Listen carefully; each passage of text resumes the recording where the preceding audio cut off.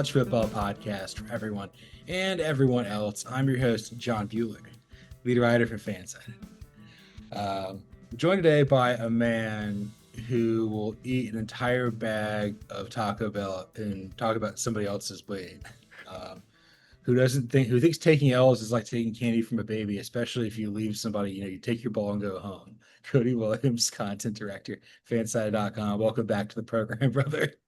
Good to be back. Yeah, I'm not gonna lie to you. There have been times in the Taco Bell line where I'm calling someone, not nice names, and then I go up and order 4 burritos and a Baja Blast. But that's to each their own. We live our lives the way we live our lives. When you take your ball and go home, I mean, like you're in charge. People That's forget. that's my ball. That's That's what my people are ball. forgetting here. That's my ball. I was telling the Arizona State podcast last night. We were looking at the wedding video we're at, and just checking out some of the vendors, and somehow we were getting a conversation about stuff we said growing up that got us in trouble. I told my neighbor to go home after she broke my Lego set. I mean, in fairness, I think you were well within your rights, quite frankly.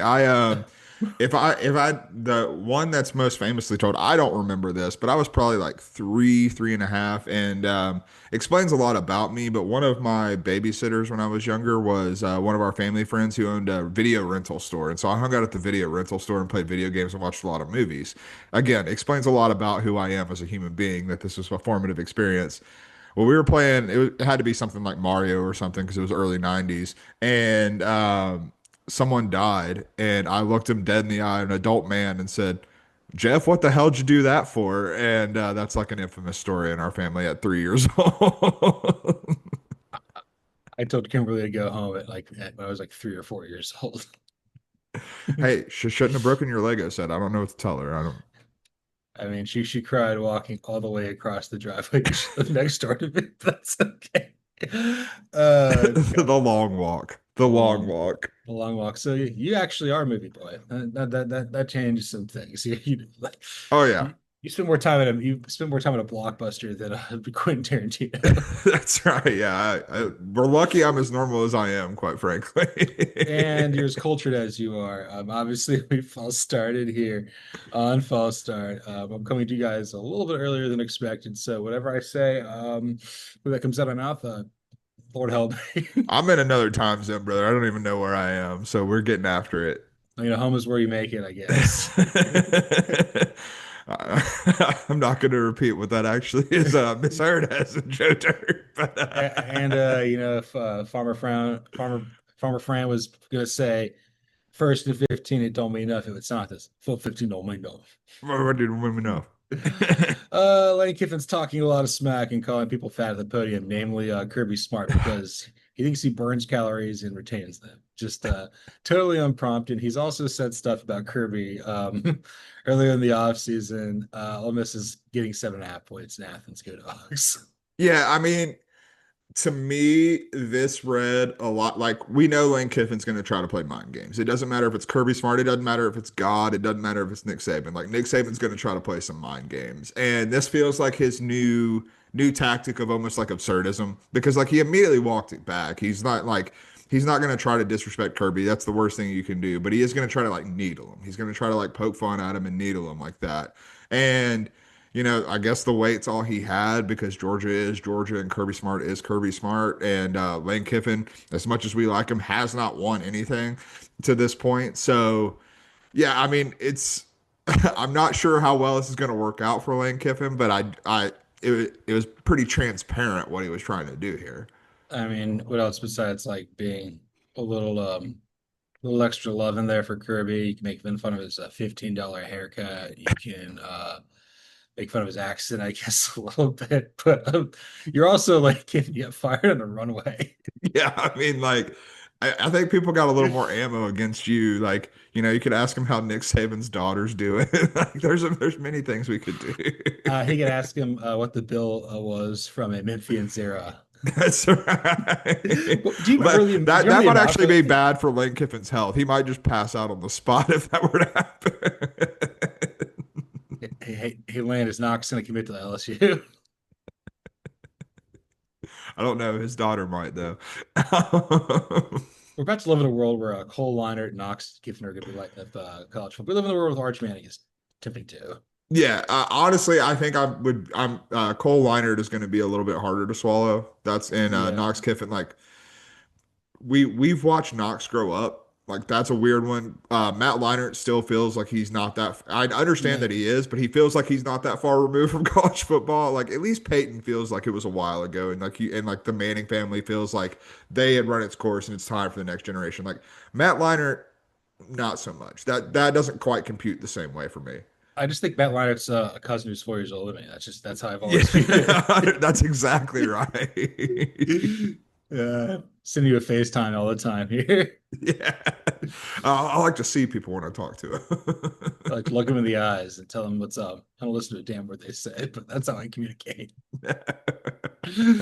uh, yeah, but yeah, Lane's like he walked it back. He says Kirby's like the best head coach in college football here. I think he was pretty nervous about this game, Yeah. particularly. I don't know how much of the game you caught.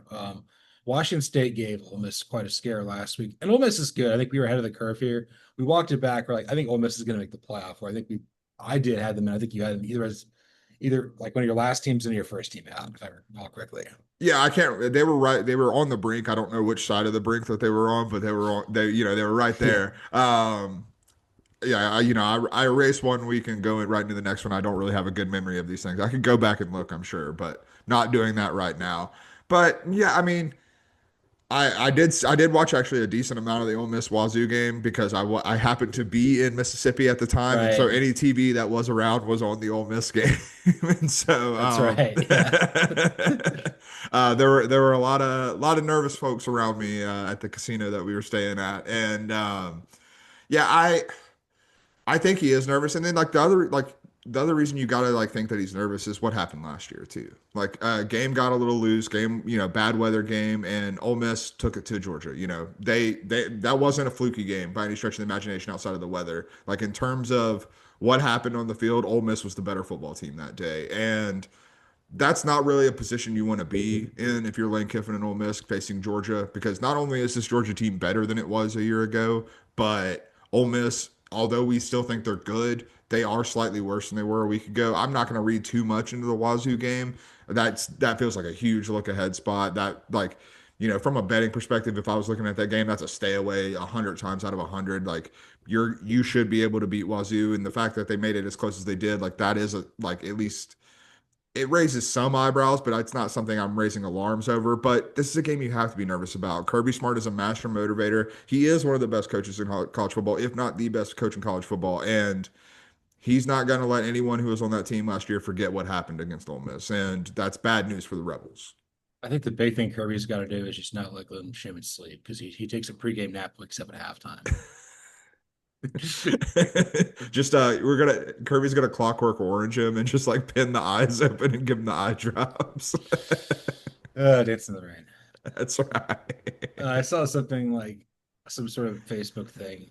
This dude like went into a cave in the 70s to try to see if time was really just a human construct. Like deprived himself of like light and stuff. And he tried to keep a rhythm, but like circadian rhythm went to hell. He lost a month's worth of time after being in there for like a year or something. Oh my Well, which I mean, I think it's better to be in a cave than being in France out in public for a year, to be honest with you. it also might be better than being in Mississippi after spending 3 days there. Tough but fair. Shout out to Jimmy Rogers making Wazoo competitive. If he's much better than what went on in Corvallis with Trent Bray, no longer building a believer in Beavertown. That just Yeah, we tried to give him the benefit of the doubt. We tried to be optimistic at times with Oregon State, but if I'm remembering correctly, we were both pretty damn negative on the hire when it happened. I think it was like the higher we were the most down on like 2 cycles ago. Yeah, so needless to say, we saw this coming a little bit. Did not see the James Franklin thing coming. I don't think it's necessarily the wrong move. I do think it's a move that Penn State could regret. I like it could be. I'm trying to remember who I was listening to because I've to try and catch up. I've been binging a lot of college football pods, and I'm trying to remember who said this, but someone compared it to they could end up in a Nebraska situation after Yeah. Bo Pelini, where you don't realize how good you had it until it's gone. You could be in Wisconsin with Mhm. moving on from Paul Christ. Yeah, And like this time, like they were saying, yeah, Luke Fickell had options. yeah. I literally wrote a headline saying he will make a goldfish climb a tree yesterday. Yeah, I mean it's not wrong. Starting Hunter Simmons, whose QBR was like zero point 0.8. If you threw it at the ground, it's zero point 0. So he's essentially that's I mean, um we got Oklahoma State starting wide receivers at quarterback. We got Luke Fickell starting Hunter Simmons. College football has reached its peak just stupidity as we're at the midway point through the season. but if I gotta say something about like Penn State, it seems like you only do this if you know you're gonna get one of three people. Kurt Signetti, Matt Campbell, or you get Matt Rule. That's really the only reason I think you do this. Have you seen the buzz that they're about Marcus Freeman? Because that's another one which I think you would do it for sure. I've also heard stuff about Drink too, Yeah, but and I think I Drake could be a really good coach at Penn State. I think so. I think he just needs to get Auburn. Yeah, I mean, I think that's a better fit, but I do think he could. I think he would be a force of personality at Penn State. What is the Marcus Freeman thing? Just the restrictions with academics and stuff. I mean, Penn State's a good So school. I don't know necessarily what Marcus Freeman's level of interest is. I just think that's Penn State's first call. Is kind of what I've read about it. Which, if you're Penn State, hell yeah, call him. So you got to make them say no. And I would assume that if you're Penn State, that is what you're pitching. Yes, Penn State is a good school, but you don't have the same restrictions. You don't have. I mean, you have more of a. I would say that at Notre Dame right now, you're still kind of establishing an identity. Like the identity of this year's team is different than the identity of last year's team. And like that's not necessarily what you think of when you think of Notre Dame. Like when you think of Notre Dame under whether it was Brian Kelly, whether it was Charlie Weiss, like whoever, there were you saw the same iterations of teams with just different characters. And that's not necessarily what we're seeing at Notre Dame. At Penn State, that's kind of what we've been seeing. And it's very clear with the spots you can upgrade on that identity, whether that's, the quarterback position, the wide receiver position, the skill positions. But like, I think that the defensive identity and the identity in the trenches in Penn State, like that's something that would fit right into what Marcus Freeman's DNA is. Well, you're also pulling from a more natural recruiting base in the state of Hmm. Pennsylvania, Yeah. whereas you got to go to the Catholic pipeline. There's other schools that are academic powers that are doing well, like Vanderbilt, Duke's been sustainable, things Hmm. like that. But then it's also like Indiana's good and really good in state, so you have even less territory to work with. Yeah. So I would Maybe, get maybe, that maybe Marcus Freeman's scared of Coach Sig. That's what it actually is. potentially. But also if you hire him, you're basically getting the Mark Rick, James Franklin letdown. No, the Mark you get the Mark Rick letdown game with Marcus Freeman and not James Franklin. So you're still driving, brother. Oh yeah, you're still driving, but hey, it's a new driver. Then apparently that's all anyone in Happy Valley cares about at this point.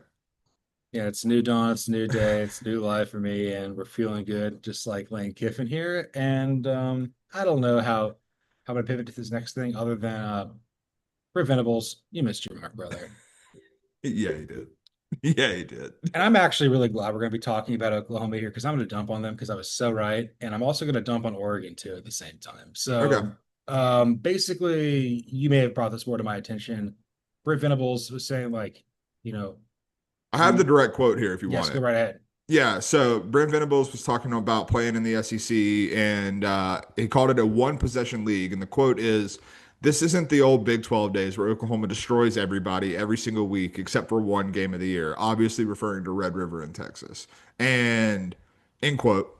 Um, that's a hell of a quote, especially since Oklahoma was not exactly like it was Oklahoma and Texas fighting, jockeying most years for the Big 12 title, but not every year. And especially not right before Oklahoma left to go to the SEC. That was not the case. The parity in the Big 12 had reached Oklahoma and Texas at that point. We were seeing teams pop up in, whether it was Oklahoma State, whether it was TCU. Like Oklahoma was not the powerhouse by the time Brent Venables got there. And if Bob Stoops had said this quote, I would feel a hell of a lot differently about it than I would Brent Venables.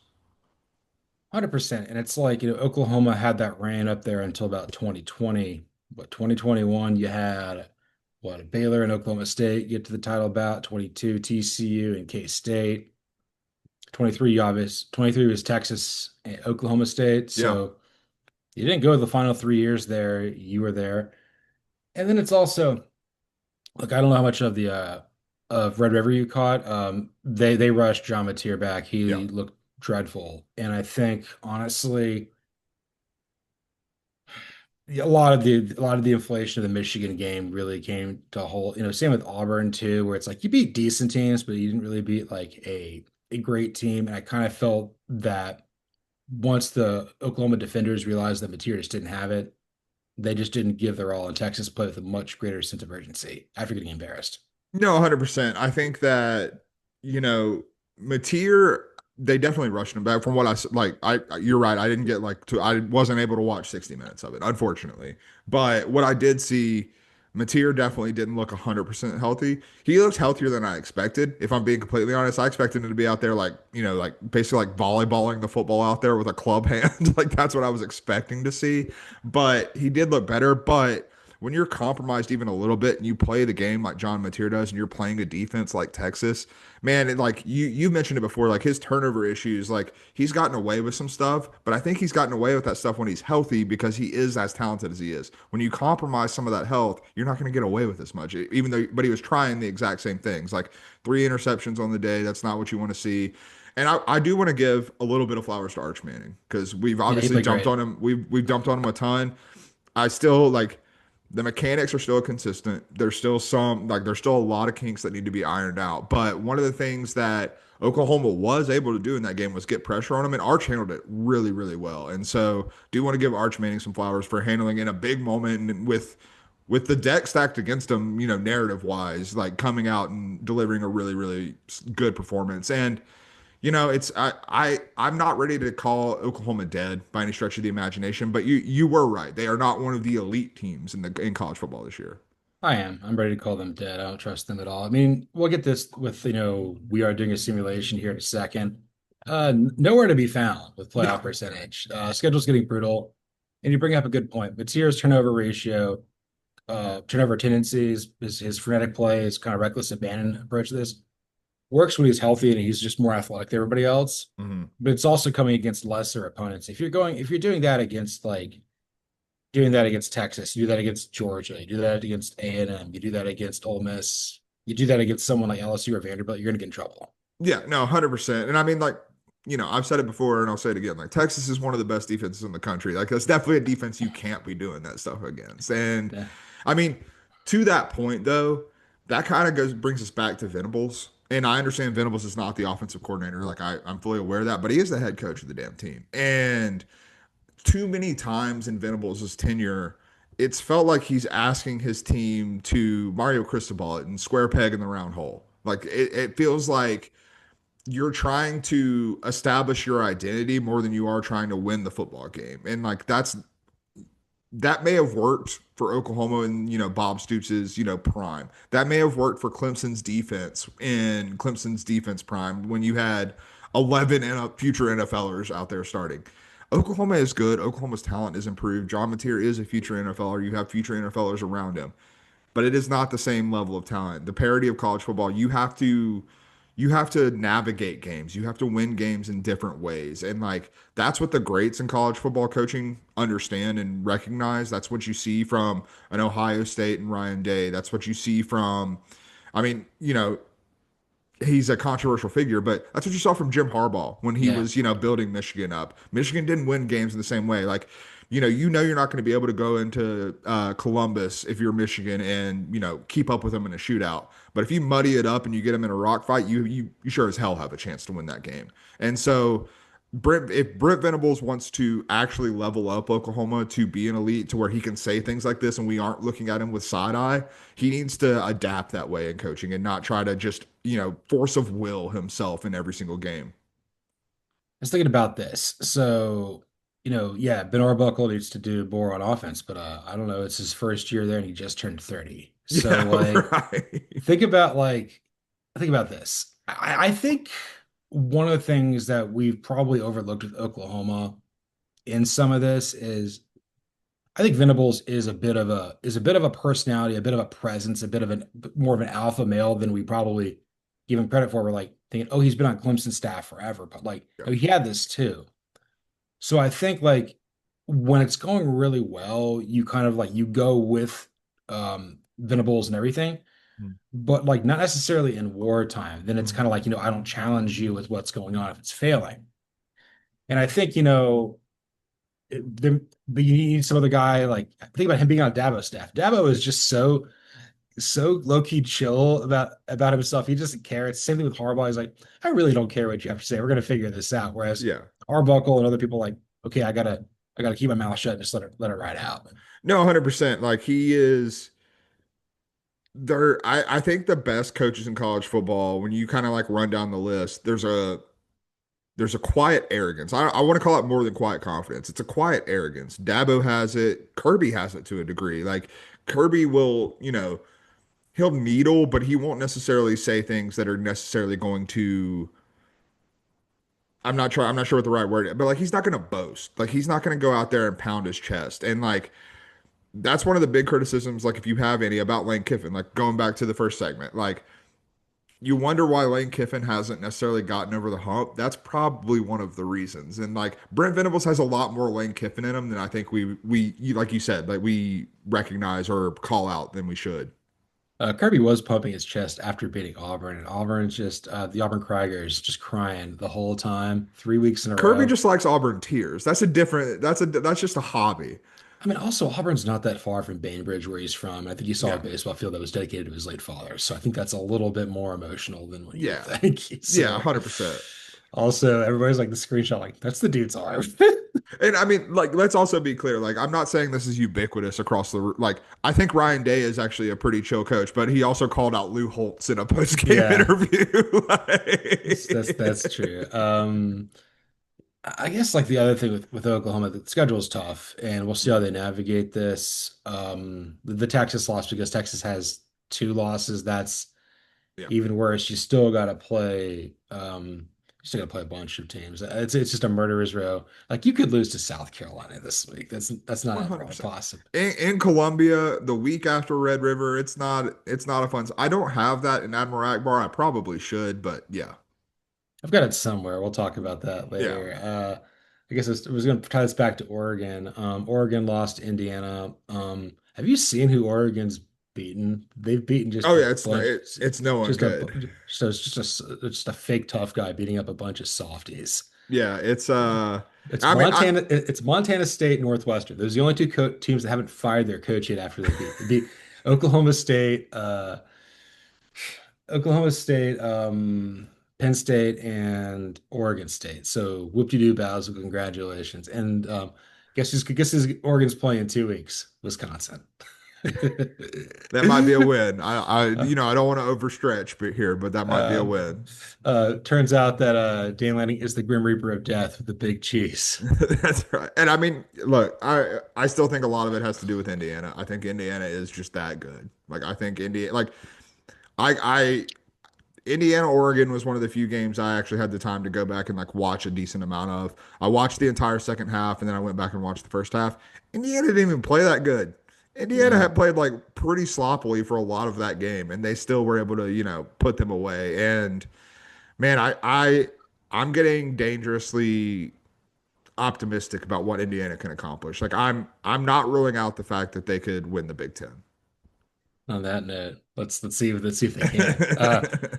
We are doing a simulation here for the third segment of today's show. The last two-thirds of the show for every Thursday is basically the same. We're in Rhythm Brother. That's what we do. That's right. Hey, we got the rhythm. The good news about doing the show this early is the FPI percentages didn't change from yesterday, so we got it going. We love that. Based strictly on playoff percentage chances, this would be the 12-team bracket. Ohio State would be your projected Big Ten champion and the one seed at 95.5. Indiana coming in at number two, projected Big Ten runner-up at 93%. Alabama coming in at three, your projected SEC champ at 83.9. Miami getting the last first round bye, projected ACC champ at 79.4. Hmm. Five seed Texas A&M, SEC runner-up at 77.6. Georgia would be the sixth seed, SEC at large at 7.25. Texas Tech would be the seventh seed, projected Big 12 champion at 70.1. Oregon drops down to the number eight seed, projected Big 10 at large at 63.3. Ole Miss would be the nine, projected SEC at large at 60.1. Then it drops off precipitously. Yeah. At 10 would be Memphis, projected AAC and Group of Five champion at 42.9. BYU. Yes, BYU. Oh yeah. Undefeated BYU. Big 12 runner-up coming in at 37-7.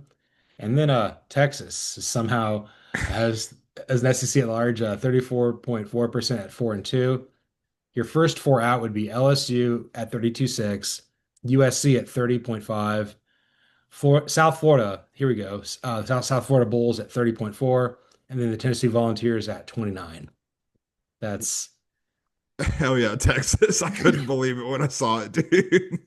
I was like, I was looking like this there's no way because I go on FPI and I like look for like six grays in a row and I'm like, who's gonna get this? And it was like Tommy Callahan and Marquette. Oh my God, I passed.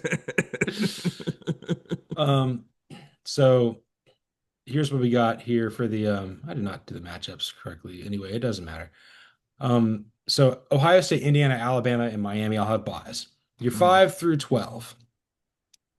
Texas A&M would be hosting Texas, Lone Star, but it's going to be in College Station as opposed to Austin. And I believe with the simulation for Texas to get in, Texas beats A&M. Yeah, And most that's likely. probably A&M's only loss of the year. And Mhm. then I think they would lose to Alabama in Atlanta in this simulation. So Yeah. I could go either way here, but I'm kind of leaning more A&M here. I don't think that they lose to Texas. I think they lose 3 games in a row. No, and I more than that, I just don't think they lose to Texas twice. Like I think that would be a very picture perfect split. Like A&M, they impressed me last week. I really thought that Florida had a chance to scare them, and more than anything, Texas A&M's offensive line just held Florida's defensive line, which has not been remotely the problem for the Gators this year, at bay, and that was impressive. And Texas A&M at this point just keeps checking boxes for me. It scares the absolute piss out of me because it is Texas A&M, but like they keep checking boxes, man. They've taken care of business at home. All their tough games remaining. LSU, Missouri, and Texas are all on the road. Hmm. You just need to basically win one of them, and you're going to make the playoff at 10-2. Yeah. They didn't play particularly great, and Florida didn't play bad either. They did lose Le'Veon Moss because I had to cover this game too for Gig'em Gazette a little bit, but Reba Owens comes in there and you don't really skip a beat. The Yeah, the receiving game is just changed the game there, and I'll go. it does help when you just have, high 4-star and 5-star talent just waiting everywhere, basically. All right, don't need to spend a whole hell of a lot of time on our 6 and 11. Georgia hosting BYU, so Georgia doesn't get to Atlanta in this situation. I would assume that they're 10-2 and they lose at home to Texas, but they beat Ole Miss, which Yeah, I don't think that that's what's going to happen, but that's okay. that's fine. But they don't play in the conference championship, and BYU loses to Texas Tech, so that's important to know. Georgia by a billion. Yeah, I'm gonna be honest with you. I don't see BYU actually getting to this point. Just no disrespect to the Cougars. I don't think BYU is actually a college football playoff team. But if we're matching them up in this simulation, Georgia's gonna win by a lot. 100%. 7-10, another one that's not going to be particularly close. Mhm. Memphis is coming to Lubbock to play Texas Tech. Why? Okay, let me rant for a second here because Texas Tech wins by a lot. Like, let's be clear about that. But how does Texas Tech only have the seventh best odds in this when we're talking about FPI? Has any team in the Big 12 looked remotely as good as Texas Tech this year? The answer is no. The answer is like this team looks like a high level, not like highest level. I'm not saying they would win the SEC, but they look like a high level SEC team playing in the Big 12 right now. Like they should cancel the rest of the Big 12 season and just get Texas Tech in the playoff because that's what they look like right now. They look that good. My question is like, who do you put ahead of them? I just think that like, you know, you're I mean, like, let's play this out. Like you're talking about if Georgia goes 10-2 to get the sixth seed. If you're talking about Texas yeah, A&M being 11-2 with a loss in the SEC championship game, I think we're heading towards a world where Texas Tech is 13-0 with a Big yeah, 12 championship win. yeah. I think that's what you'd have to do, kind of forecasting that out. Like you'd have to basically lose maybe one or fewer games at this point, and you'll certainly get up there with the first round bye. I think with this percentage is like, just because like you can only have like one loss here, whereas Yeah. excuse me, Georgia could have like two. Hmm. Also, I think the fact that like other teams up there, like Ohio State, Indiana, Alabama, Miami, A&M, Yeah, maybe I'm not Georgia. Like saying they that, should be the yeah. one seed by any stretch, but like seven just feels like I'm like, we sure they have like the seventh best percentage chance of getting in the playoff? Because to me, it's a pretty damn high chance of getting in the playoff. I think that's possible too. Yeah. And then 8, 9, Oregon hosting Ole Miss. I could go either way with that one, but I have no idea, quite frankly. so neither of those teams are getting to Atlanta No. or Indianapolis here. I would I would, probably lean Oregon just because it's in Eugene. Like that's really how simple I'm going to look at it. yeah, I think just probably them being a home game in Eugene, them being in the playoff last year. I don't think Oregon will beat a damn soul who's good this year, but No. like I think, yeah, I think that they probably have a little bit more. This isn't untrodden territory for them. So let's move the Ducks on. Yeah, I like that. Okay, so we are doing this out here. So we've got all of the higher seeds advance. Texas A&M gets past Texas, Georgia gets past BYU, Texas Tech gets past Memphis, and Oregon gets past Ole Miss. So number one, Ohio State, they're going to be in the Rose Bowl and they're going to host Oregon. Let's figure out. I think I think Ohio State's just gonna kill him. Just gonna kill him. Yeah, we saw this matchup in the 1-8 last year, and it did not go well for the Ducks. And I don't see this one going particularly well either. No, I just think well rested versus a team that's it's not. That's definitely not. And here's something that I wanted to run by you real quick. A little bit of gamesmanship here. We know Indiana's the 2 seed, but what venue do they take?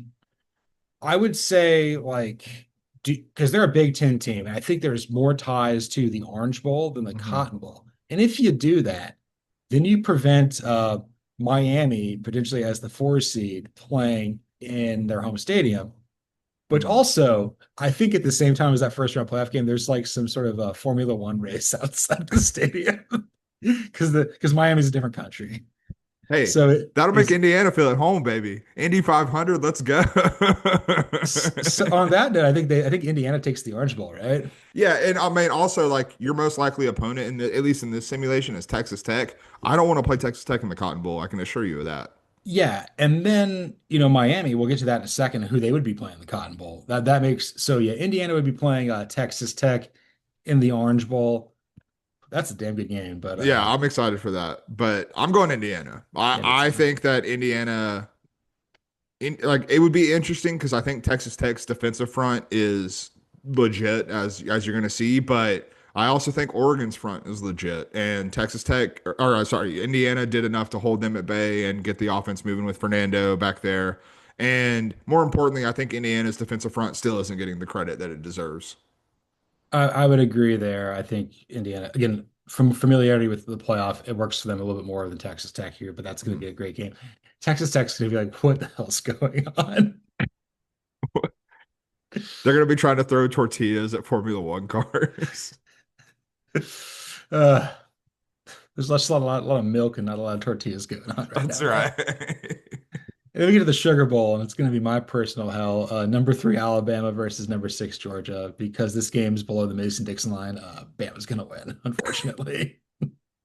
Yeah, I'm gonna give Bama the slight edge here, unfortunately. I am like there's a world where this like if we were to get to this point, and like I don't know if the simulation would necessarily bear that out with the way FPI is based, but like there's a non-zero chance that if Alabama and Georgia played in the playoff, it's the third time that they played this season.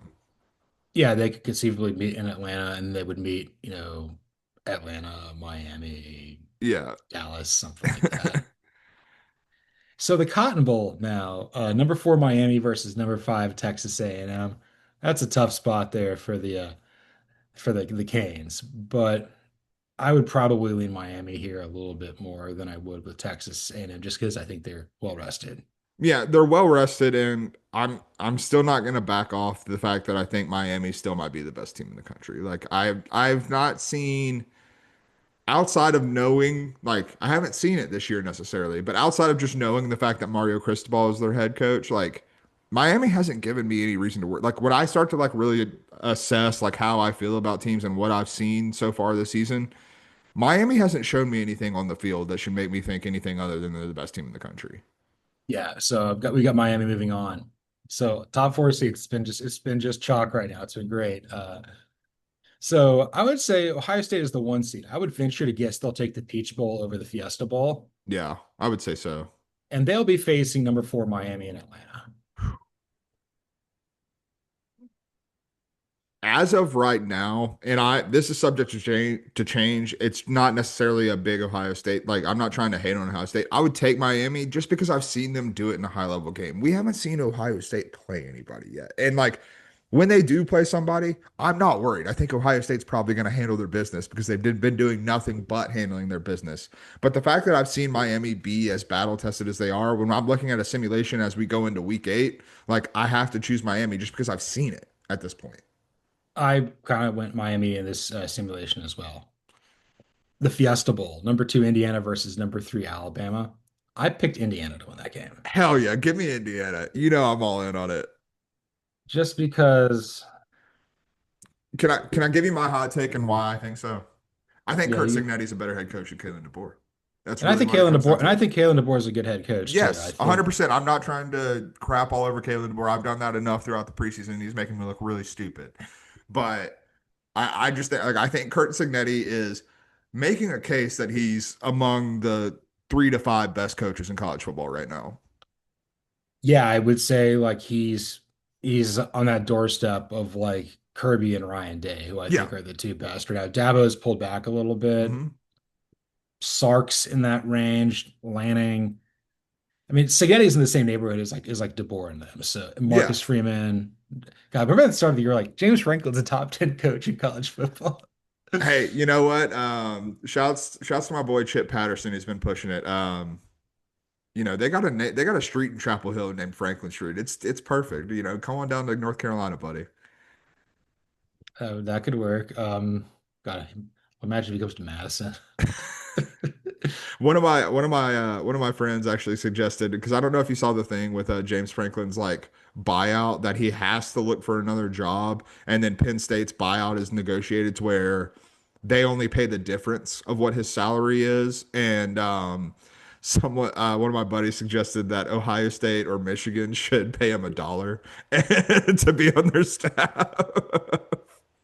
I don't know if he'd work. I'm trying to think where it would be interesting. Like he was the coach in waiting there at Maryland under Ralph Regent for a while before he went to Vanderbilt. If Mhm. Loxley, I think Loxley will keep his job, but if that opens up, that could Yeah. work.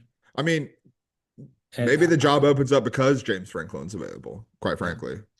another one, I don't know if it'll happen, but what if somebody really wants Brent Key? Imagine if he came down to the flats. That would scare the hell out of me. Yeah, that'd be because like we give James Franklin a lot of flack. I think that yes, a lot of the problems are self-inflicted and James Franklin based. I also think some of the problems are just Penn State based. Yeah. Like you are in a good spot. You do have a lot of resources, but you're also still at best always going to be playing third fiddle. And right now you're playing fourth or fifth fiddle in the Big Ten.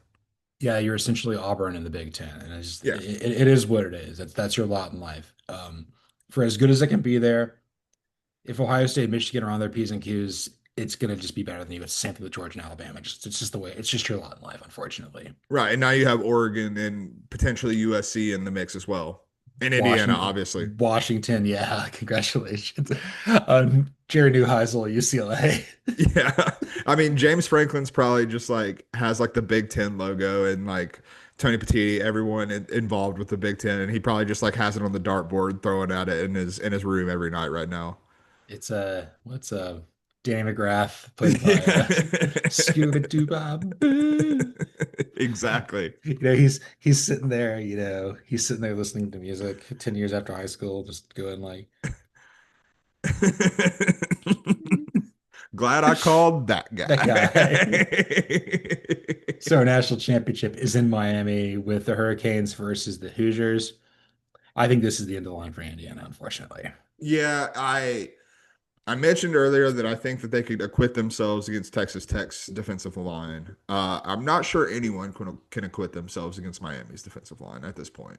It's also an interesting paradigm there because this is Fernando Mendoza coming home. He is from Miami. Yeah. Um, but I don't know if he was really recruited. I think he initially was going to play football at Yale. Yeah. I mean, Fernando's a smart dude. Cal, Indiana, Yale, talk about like he's a smart man. When you think about people in Miami from Yale, you think about Capri's, think about Mike McDaniel.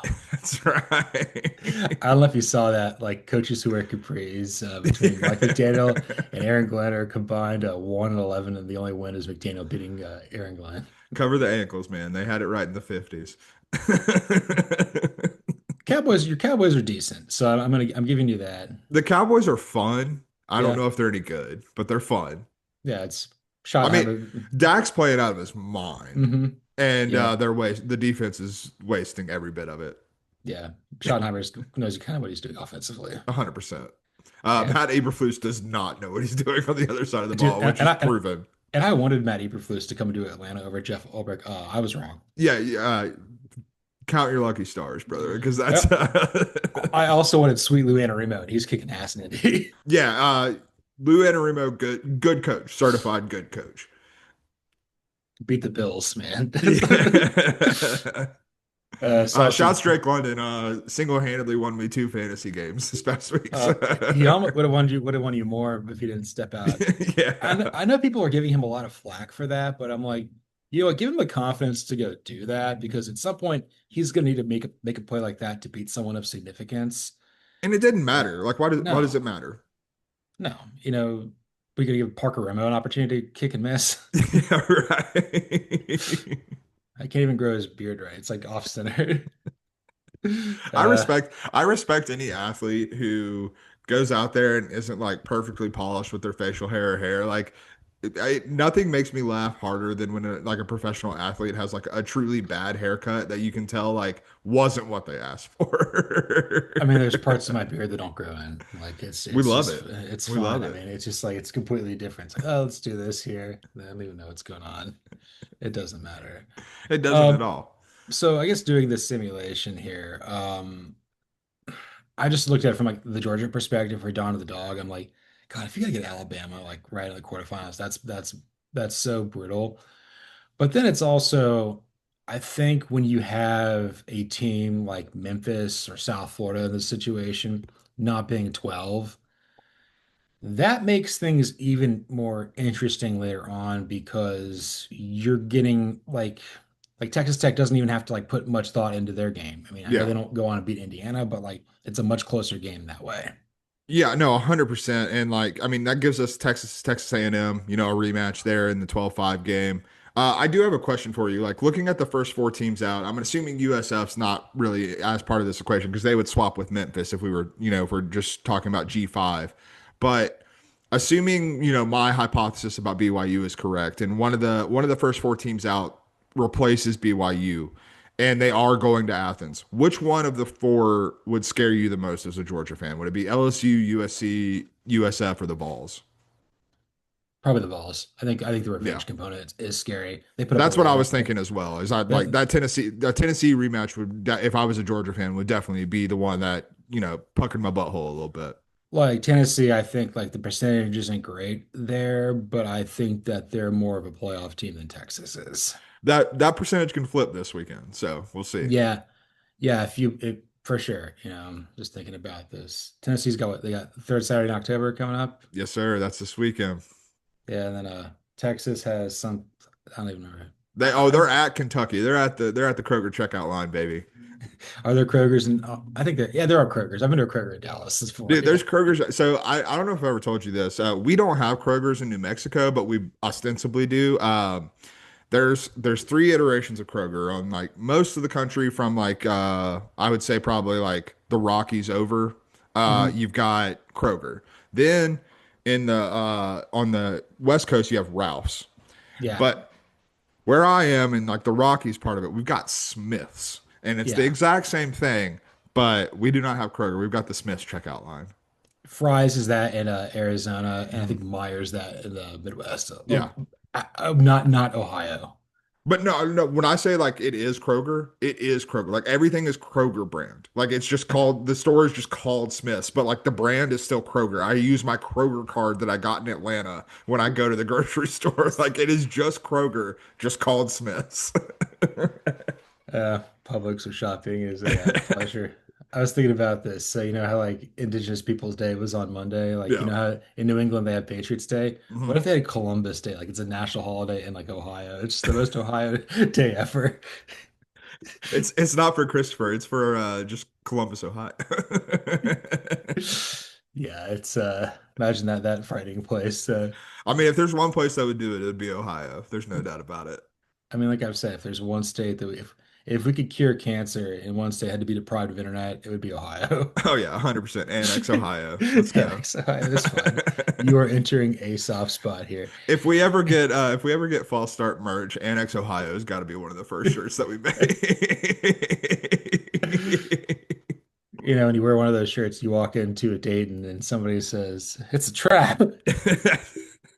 Our Admiral Akbar trap games of the week. I don't know if this is really a trap game, but we're looking at point spreads kind of like we're almost upset. So Yeah, three games apiece that we think one could happen. I'll start. Washington at Michigan laying 5.5. I don't think Sherem Moore is a good head coach. I know Jed Fish is. Give me the Huskies to win and cover. I do not have this game, but it is an interesting game. I'm gonna lean Michigan.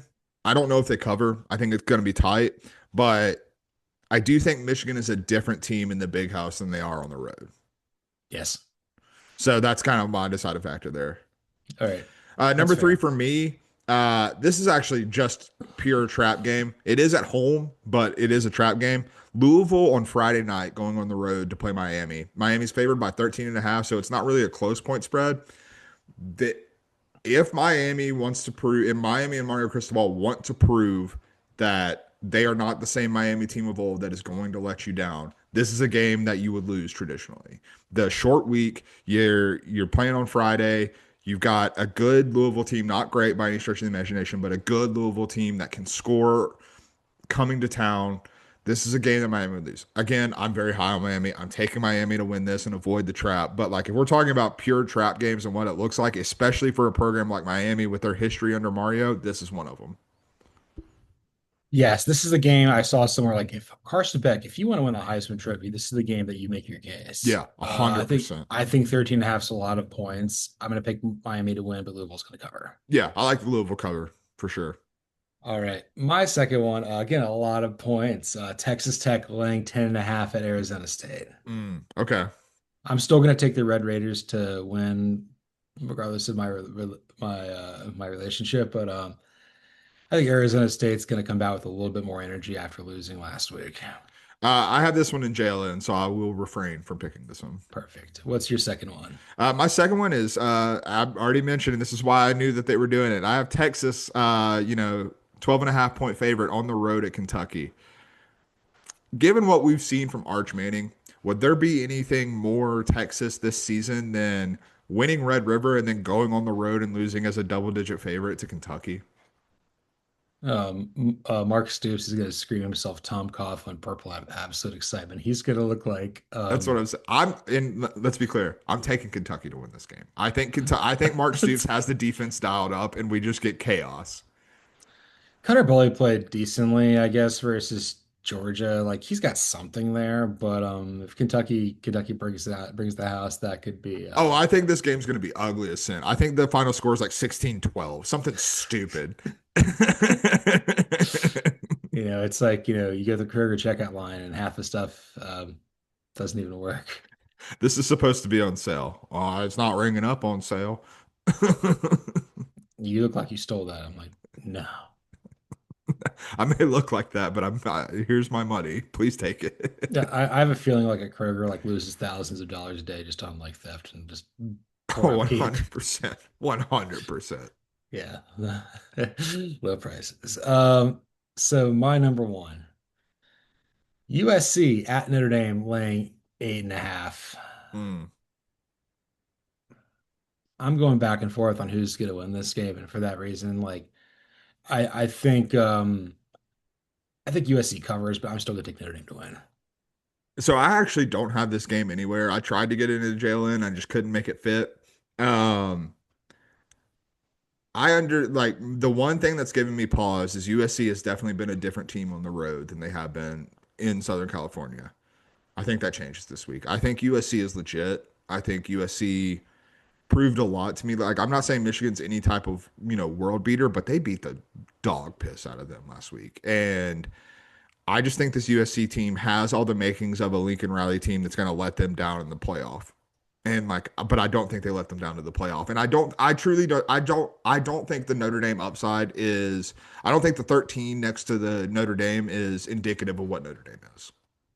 In a weird way, I'm kind of pulling for USC here because that just removes Notre Dame from the equation. They're not Yeah. going to be stealing a playoff spot from somebody. And USC basically occupies the number 4 seed in the Big Ten that Yeah. Penn State vacated. Or no, Penn State, Vacated hard. Penn State vacated number 3. Indiana took that 3, kicked them to the curb, and then took Oregon's 2. Yeah, 100%. Indiana's bullying some people out there. I know. It's the spirit of Bob Knight, just bullying people. It works. Throwing chairs, Googling people. It's great. No, don't choke people, but yeah, anything other than that or what Jared Fogle did is okay, I guess. Oh God, eat fresh. Uh,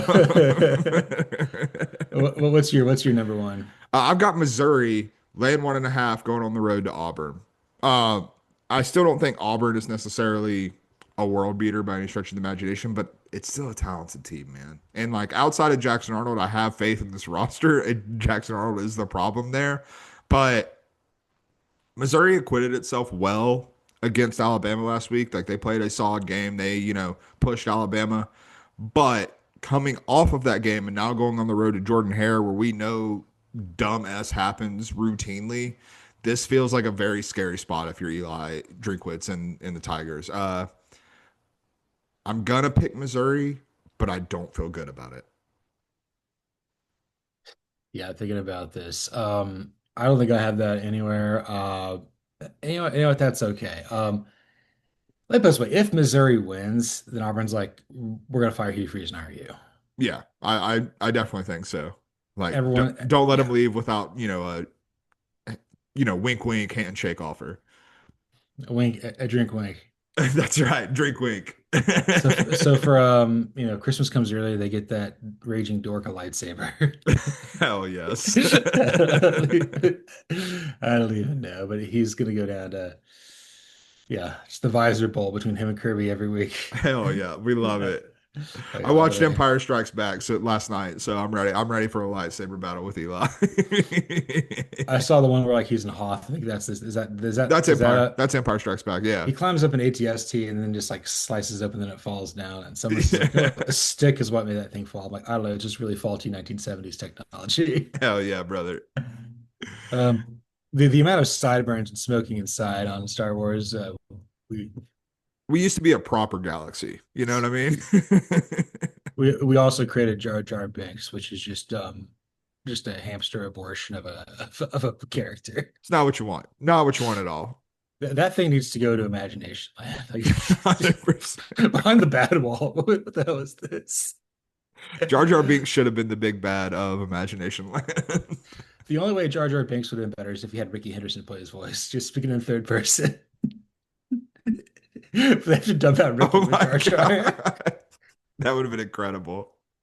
That would have changed the game. Hey, speaking of, And I got it right here. I while on my travels, I found some packs of 1991 score baseball cards. Check that out, Ricky baby. I got the prop ready right there. that's probably got some value. Probably get that thing encased or whatever. I'm not worried about it. I'm just here for the thrill. I'm here for the thrill. That was Ricky for you. And I mean, speaking about being here for the thrill, that's Antonio Banderas. Yes, sir. Um, after going to Purdue, Minnesota he wanted to see Prince, but he found out Prince was dead. He's going to Stillwater to ride a pack of dogs to pay his respects to Mike Gundy. He thinks Mike Gundy passed. Yeah, I mean, ostensibly he did. And at least he knows that Mike Gundy passed, and unlike Prince.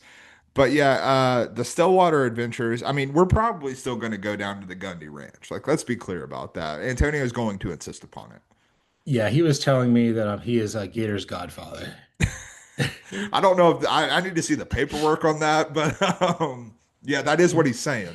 I told him that, like, I used to see the paperwork. He just said Bulldog. Yeah, 100%. Yeah, he said he wanted to see the paperwork, and he handed me a receipt from a Culver's from our trip up to Minnesota. So.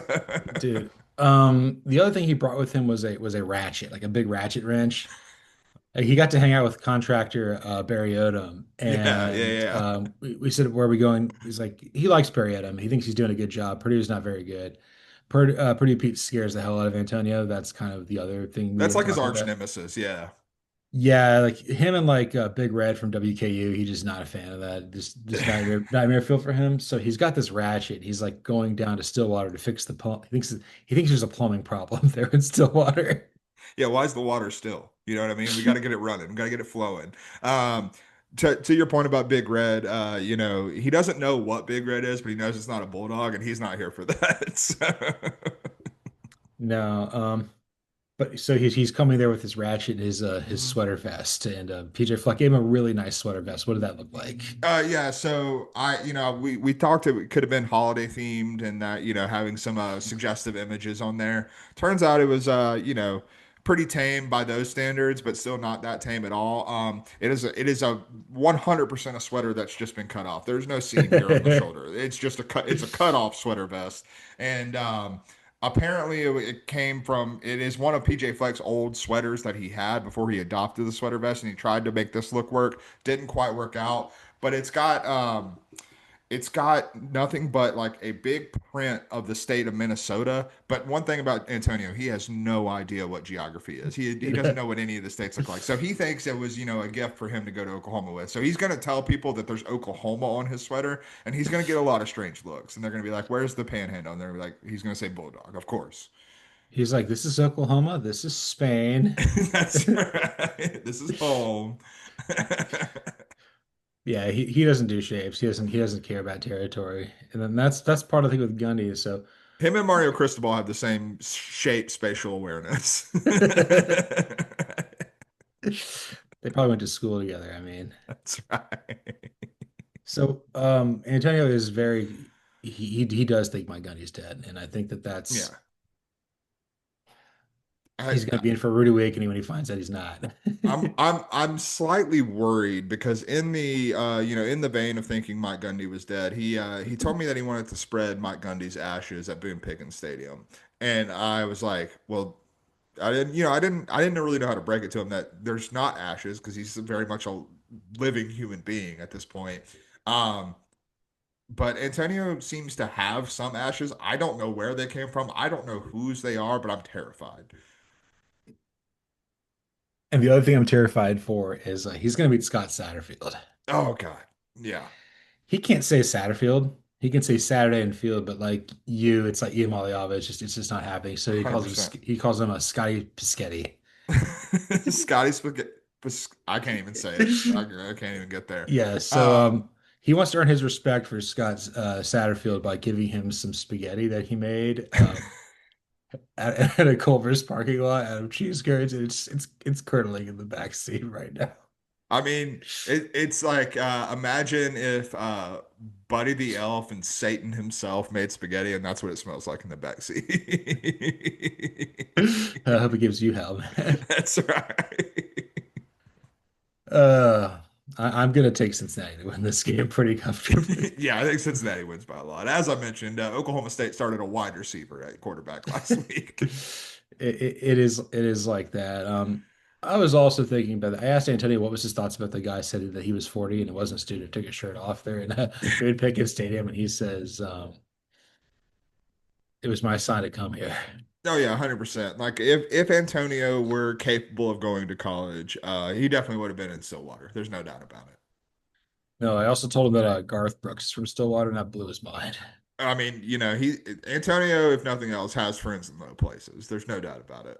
He knows him as Chris Gaines. That's right. Yeah, it's all he's ever known him as. That's all he's ever known as. And yeah, instead of calling Baton Rouge, We're gonna be we're gonna channel our pop punk here with some Jalen with some All-American Rejects, a band from Stillwater public school education. As soon as they got out, they moved to Destin, apparently. It's the most Oklahoma thing I've ever heard in my life. Where's your dream destination? Destin. Obviously, it's in the name. Yeah, apparently all like there's the second album move along, just Tyson Ritter and Nick Wheeler just living in a bungalow in Destin as 21-year-olds.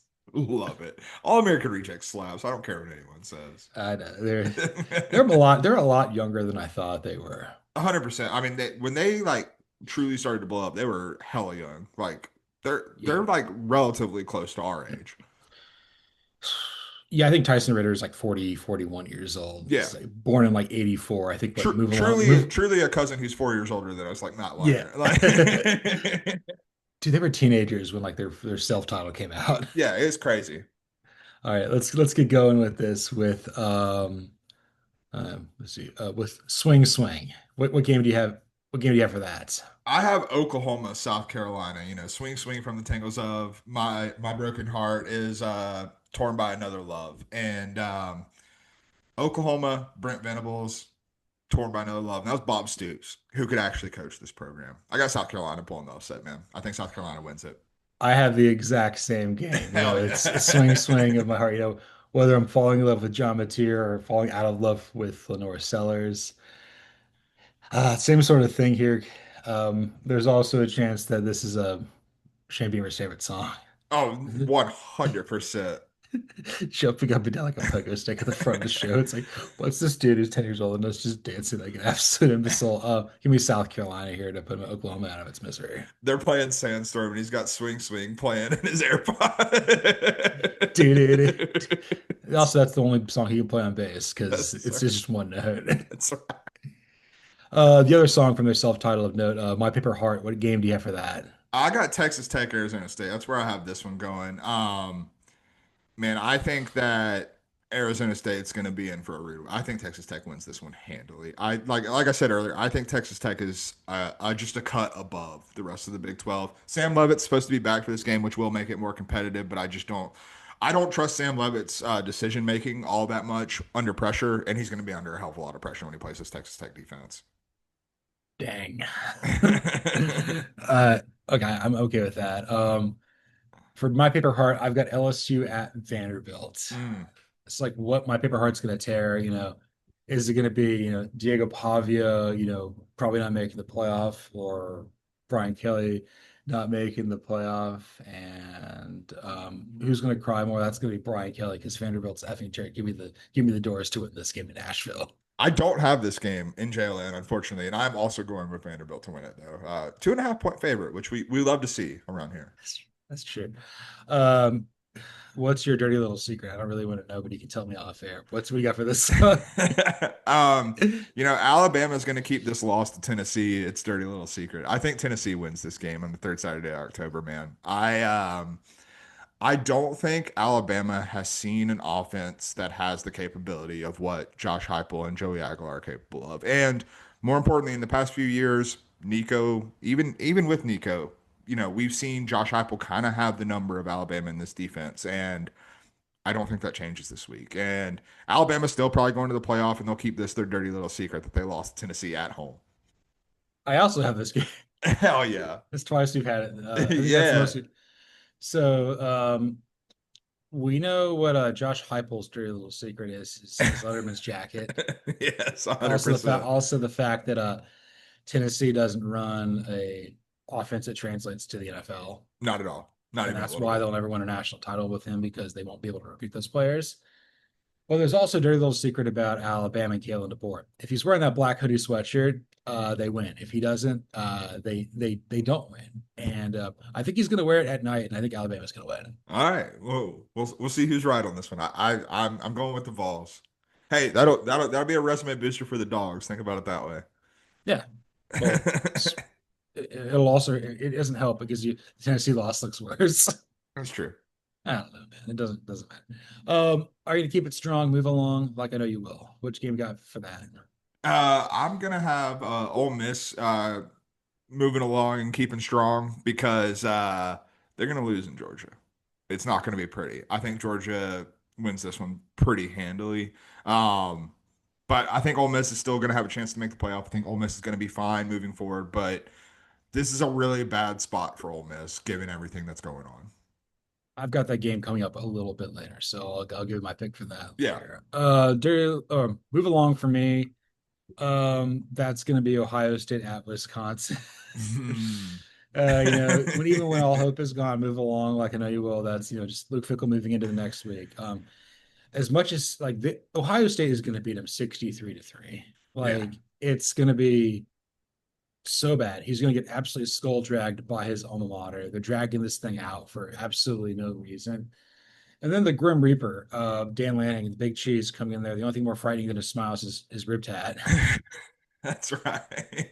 And the Grim Reaper is going to be coming right in time for Halloween because I think the game's October 25th at Eugene. That's going to be Luke Fickell's last game. And they're going to fire him on after the second bye. But Luke Fickell is just going to be sitting there. I mean, at this point, like he's about as useful as the remains of Steve Coogan that that Vietnamese landmine. There's no image upsets Natalie more while I'm laughing my ass off than Ben Stiller holding up the head of Steve Cook. Has there ever been a hire that's been worse than this, just in terms of like expectations and what happened? I mean, Bill Belichick's still at North Carolina, brother. But that's if we're talking about that ballpark, it's not a good thing. People loved this hire, like, oh, this is the best hire of Yeah. everything. This is oh my God. Luke Fickell is just my hell. Like every article I write for Badger Line are just hating on Luke Fickell. I mean, hey, it sells because I think everyone in Madison agrees. I do not have this game Ohio State by a lot. A lot. Hell yeah. It ends tonight. It ends tonight. It ends in Gainesville with Billy Napier, brother. I've got Mississippi State at Florida for this game. Um, I think that what we saw in against Texas A&M last week, that was kind of the end of the line, and they're going to wait till after this game to fire Billy Napier before the cocktail party. And I think that's totally fair. Mississippi State is 4-2. They've not won a conference game yet. They've lost both. They're going to get the win here. Yeah. They're going to probably knock Billy Napier out of a job ahead of the cocktail party. I'll be working on Sunday, so I'll be covering that. So yeah, give me Clang-a-Lang, the other Bulldogs. 100%. Other Bulldogs and cowbells forever. And it ends tonight for me. This is going to be happening very, very late at night. This is going to be happening in your neck of the woods. I got Florida State at Stanford. Oh, baby. Yes, this is a late one. Um, Mike Norvell doesn't win ACC games anymore. Stanford apparently has won a game, an ACC player too, maybe. Frank Reich is apparently better than Troy Taylor, and I don't know if he's got a brand cell that works, but maybe he's getting some of that Colts osmosis energy coming in there. Give me the Cardinal to beat the Seminoles and knock Mike Norvell out of a job. Ooh, that's spicy. I'm going to take Florida State in this game because I think Stanford is really bad. Just quick ACC thought. Once again referencing my boy Chip Patterson, and I just know you'd appreciate this. Boston College is no longer Boston College on the Cover Three podcast. It's BC Booty Cheeks. That's Booty Cheeks out there in the ACC. It is a private university. That's right. Boop, boop, boop. Yeah, I did have the number one article and the NCAA division by like 26,000 pages. Let's go, baby. We love that. I dumped on LSU pretty hard. Hey, sometimes they deserve we it. talked about it off air. They have like 83% of their home games are at night, and Georgia plays like 25. Like, come on. Yeah, 100%. Like LSU doesn't know what noon is. What the hell does Brian Kelly deserve all those night games? Just more time to cry. Why does Brian Kelly deserve anything? He doesn't.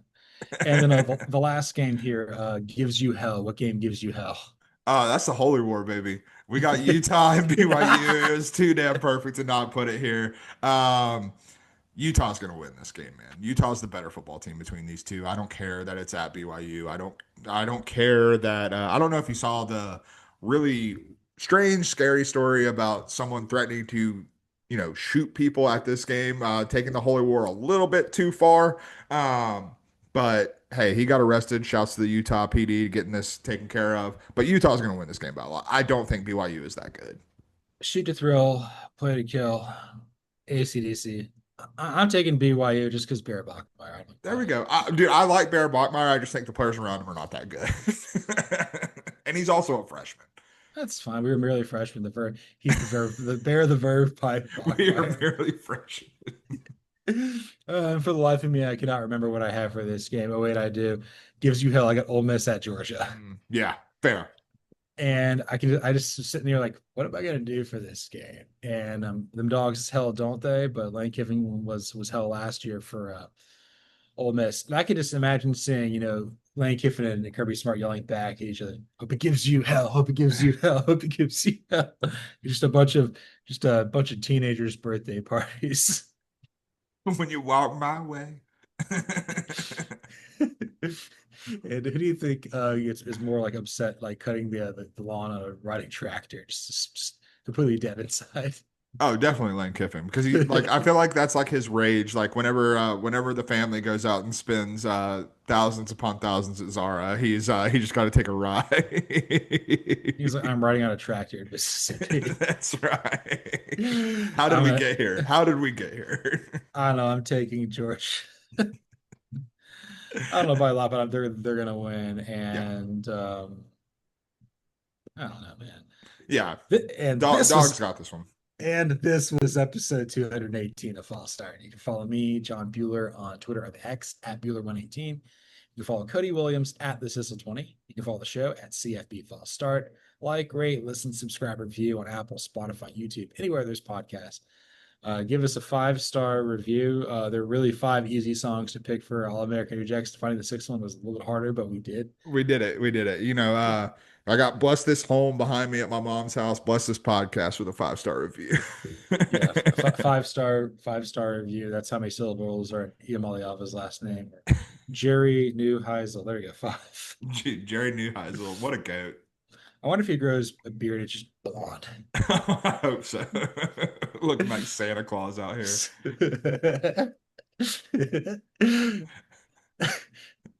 Kirby Smart may have the body to be Santa Claus, but Lane Kiffin really is Santa Claus. Is your mom home? It's, never mind. I'm not going to say what I was about to say. It's not good. They need to do a remake of Bad Santa. It's called Land Santa. He's staying out of Memphis Mall.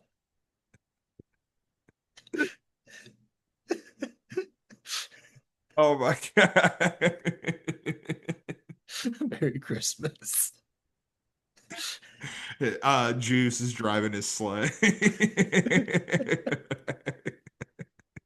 Who's that coming down the track? That'd be False Start because this is False Start.